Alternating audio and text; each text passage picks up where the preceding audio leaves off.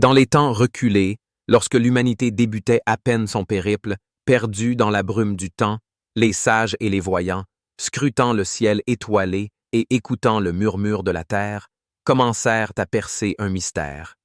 Ils ressentirent que le monde dans lequel ils vivaient n'était pas une simple matière inerte, mais une créature vivante, respirante. La terre, leur mère, était pour eux une source inépuisable de vie, mais aussi une force prodigieuse, capable d'anéantir en un instant toute entreprise des mortels. La sagesse ancienne, transmise de génération en génération, a constitué le socle d'un savoir secret, parvenu jusqu'à nous à travers les millénaires. Il s'agit d'une théorie, aujourd'hui connue sous le nom de Gaïa, mais qui, selon les légendes, portait d'autres noms et avait d'autres incarnations autrefois.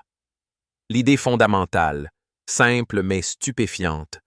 La Terre n'est pas seulement une planète, mais un organisme vivant géant, doté d'une conscience propre, bien que primitive. Et cet organisme réagit aux influences extérieures, y compris aux actions de l'humanité, par le biais de catastrophes naturelles. C'est cette idée, dit la légende, que les fondateurs d'un ordre secret, connu sous le nom de gardiens de Gaïa, comprirent. Un ordre né en ces temps lointains, quand les hommes ne savaient pas encore bâtir de magnifiques cités, mais ressentaient déjà la puissance de la nature, sa colère et sa clémence. Ces hommes, doués d'une intelligence et d'une intuition perçante, ont compris que l'activité humaine, notamment celle qui détruit l'harmonie de la nature, provoquait une réaction de la planète.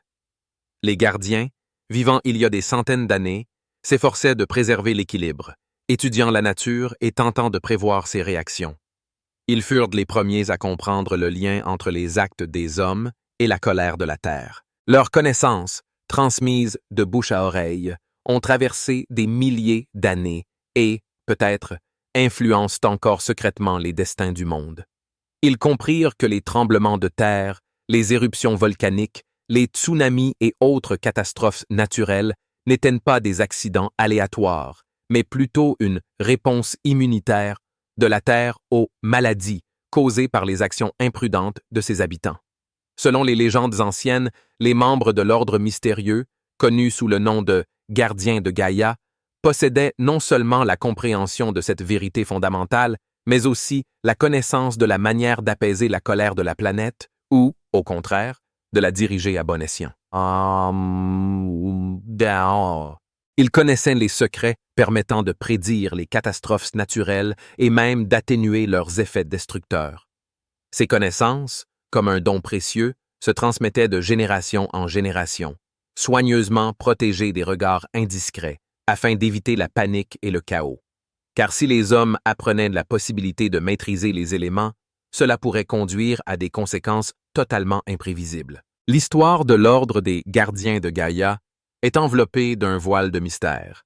On ignore avec certitude l'époque de sa fondation, ni les noms de ses premiers membres, ni même l'emplacement exact de ses centres. Cependant, les traces de son activité se retrouvent aux quatre coins du monde, à travers les siècles et les époques. Par exemple, certains chercheurs associent l'apparition des premières constructions hydrauliques, des systèmes d'irrigation complexes et des méthodes agricoles durables à l'action de l'ordre. On suppose que ces projets visaient non seulement à améliorer la vie des hommes, mais aussi à atteindre l'harmonie dans leur interaction avec la nature, à prévenir les conséquences destructrices qui pourraient provoquer la fureur de la terre. Plus tard, à l'époque de l'apogée des grands empires, les légendes racontent que les mystérieux gardiens de Gaïa ont commencé à influencer secrètement la politique mondiale. Conseillers invisibles, ils susurraient aux dirigeants des décisions sages. Comment ériger de magnifiques villes, comment mener des guerres sanglantes et comment conclure de fragiles traités de paix en s'efforçant d'équilibrer les intérêts des hommes et les besoins de la planète elle-même. On pense que c'est grâce à leur influence invisible que les premières lois environnementales ont été formulées, limitant la déforestation impitoyable, l'empoisonnement des rivières et autres activités susceptibles de causer des dommages irréparables à l'environnement.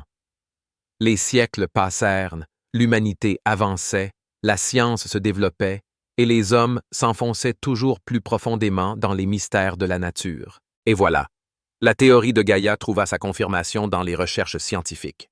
Dans les années 1960, le scientifique britannique James Lovelock, biochimiste de formation, a émis une hypothèse révolutionnaire.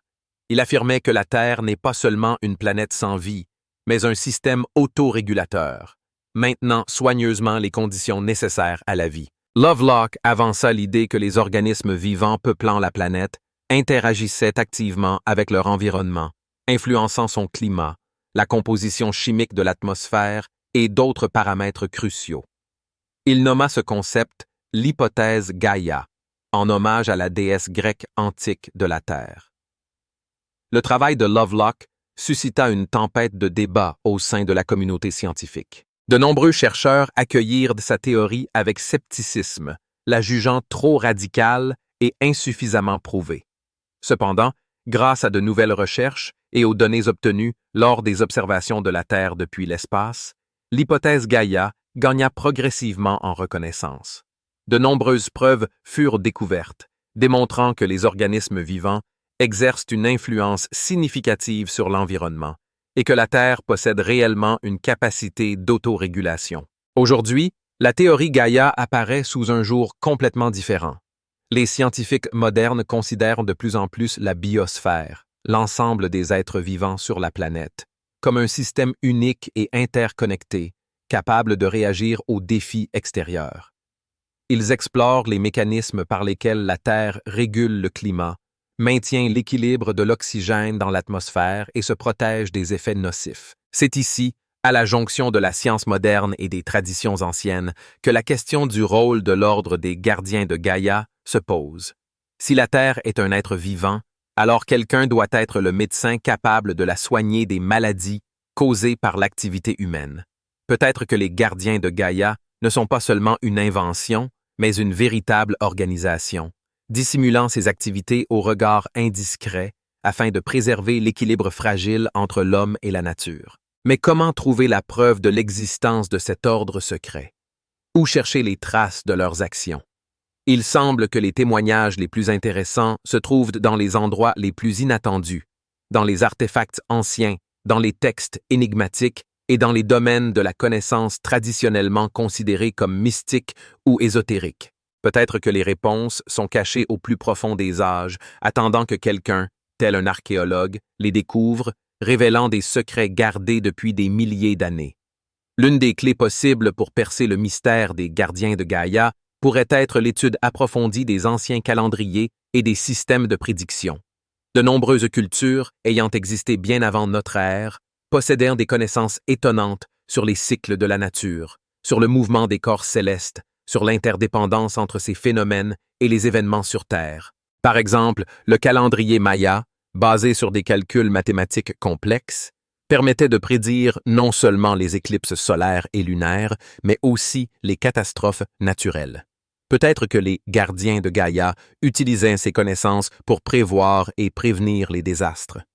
Un autre domaine d'étude tout aussi intéressant semble être l'étude des mythes et légendes anciens. Nombre d'entre eux contiennent des allusions à l'existence de sociétés secrètes, dotées de connaissances approfondies de la nature et capables de manipuler ses forces. Par exemple, dans la mythologie grecque antique, il est fait mention de prêtres qui avaient du pouvoir sur les éléments, et dans la mythologie slave, de mages qui connaissaient les secrets de la nature. Peut-être ces légendes reflètent-elles les activités réelles des gardiens de Gaïa, cachés sous le voile d'images mystiques, sous le voile d'une sagesse millénaire. Dans ces légendes, transmises de bouche à oreille, on peut trouver des échos d'événements réels, des messages cryptés qui attendent leur heure. De plus, il convient de prêter attention aux artefacts liés aux activités écologiques des civilisations anciennes. Par exemple, les systèmes d'irrigation dans la vallée du Nil, les aqueducs de la Rome antique et les terrasses des pentes des Andes témoignent tous de l'aspiration de l'homme à l'harmonie dans les relations avec la nature, du désir de prévenir les conséquences négatives de ses activités, du désir de laisser une trace digne du respect des générations futures. Ces constructions monumentales, érigées par le travail de centaines, de milliers de personnes, démontrent non seulement une prouesse d'ingénierie, mais aussi une compréhension profonde de l'équilibre fragile qui règne dans la nature. Peut-être que ces projets ont été mis en œuvre sous l'influence des gardiens de Gaïa. Un autre aspect important de la recherche est l'étude des initiatives écologiques modernes et des décisions politiques mondiales qui affectent les questions de protection de l'environnement. Certains chercheurs avancent que les gardiens de Gaïa exerceraient une influence secrète sur les décisions visant à protéger la nature et à prévenir le changement climatique. Par exemple, ils pourraient financer des recherches sur les énergies alternatives, faire activement pression pour l'adoption de lois environnementales, voire même intervenir dans les processus politiques afin de garantir le respect des mesures de protection de l'environnement. Mais si les gardiens de Gaïa existent vraiment, une question se pose. Pourquoi dissimulent-ils leurs activités? Pourquoi ne révèlent-ils pas la vérité selon laquelle la Terre est un organisme vivant, un tout unique? La réponse réside peut-être dans une simple peur, la peur de la panique et du chaos. Si les gens prenaient soudainement conscience qu'ils peuvent contrôler les éléments, cela pourrait entraîner des conséquences imprévisibles. Les hommes, cédant à la tentation, pourraient tenter d'utiliser ces connaissances à des fins égoïstes, ce qui, à son tour, aurait des conséquences encore plus désastreuses. C'est pourquoi les gardiens de Gaïa, préférant agir dans l'ombre, conservent le contrôle de la situation, transformant le monde progressivement et discrètement pour le meilleur. Cependant, un autre point de vue met en doute la réalité des gardiens de Gaïa. Plusieurs scientifiques et chercheurs soutiennent que ce n'est qu'un mythe, né de l'imagination fertile des anciens. Ils soulignent l'absence de preuves solides, qu'il s'agisse d'artefacts ou de documents historiques, capables de prouver leur existence et leurs actions. Toutes les traces qu'on leur attribue, selon les sceptiques, peuvent facilement s'expliquer par des processus naturels ou de simples coïncidences. Pourtant, la question de l'existence de ces mystérieux gardiens reste ouverte. Peut-être existent-ils réellement, cachés dans l'ombre et protégeant notre planète des conséquences destructrices de l'activité humaine. Ou peut-être ne sont-ils qu'un symbole, un rappel de notre responsabilité envers la nature, un appel à prendre soin de la Terre. Quoi qu'il en soit, la théorie de Gaïa elle-même, quelle que soit sa confirmation, revêt une importance colossale pour notre avenir. Elle nous force à réfléchir à notre place dans le monde immense, à notre responsabilité envers la nature et aux conséquences de chacune de nos actions. Elle nous appelle à l'harmonie avec l'environnement, à l'utilisation judicieuse des ressources de la planète et aux efforts conjoints pour préserver la vie sur Terre. La question de savoir qui sont les gardiens de Gaïa et s'ils existent réellement reste l'une des plus fascinantes de l'histoire et de l'archéologie. La réponse pourrait se cacher dans les recoins les plus inattendus du monde, dans les ruines antiques, les bibliothèques perdues, les symboles mystérieux gravés sur la pierre et, peut-être, dans les profondeurs de la conscience humaine.